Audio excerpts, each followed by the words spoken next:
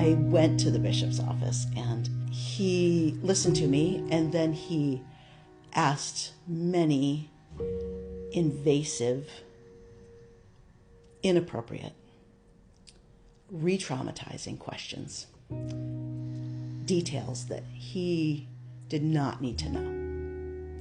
All he needed to know was that I was hurt and that he needed to protect me. After he asked all those questions and I had answered him honestly, fully, openly, in the desire to receive comfort and healing and understanding and some compassion,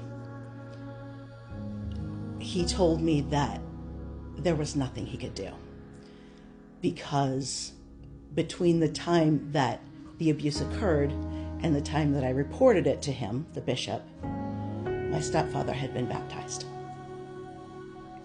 And that his baptism had washed away all of his sins, all of his transgressions, all of his mistakes and misdeeds were all forgiven. And that is the magic of the waters of baptism, and that this is a process that we all have the opportunity to go through when we join the church, is that everything is washed away and we start clean.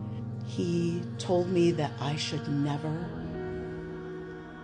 think about this again, that it was going to be best for me not to talk about it or think about it ever again, so that it wouldn't continue to be a problem for me in my life. There was no talk of telling my mom, telling the police.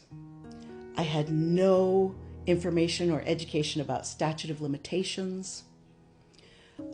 There was no therapy offered. He didn't even offer to see me periodically to check in on me and see how I was doing. I think it was his effort to prevent me from feeling like I needed to carry the burden. I'm not sure, by saying, don't ever talk about this again or think about it. But knowing that my stepfather wasn't accountable, who was the burden to fall to? There were only two of us there, and this was a misdeed, so the fault, the blame, has to land somewhere. And so I took that upon myself. I felt like that's what the bishop wanted me to do.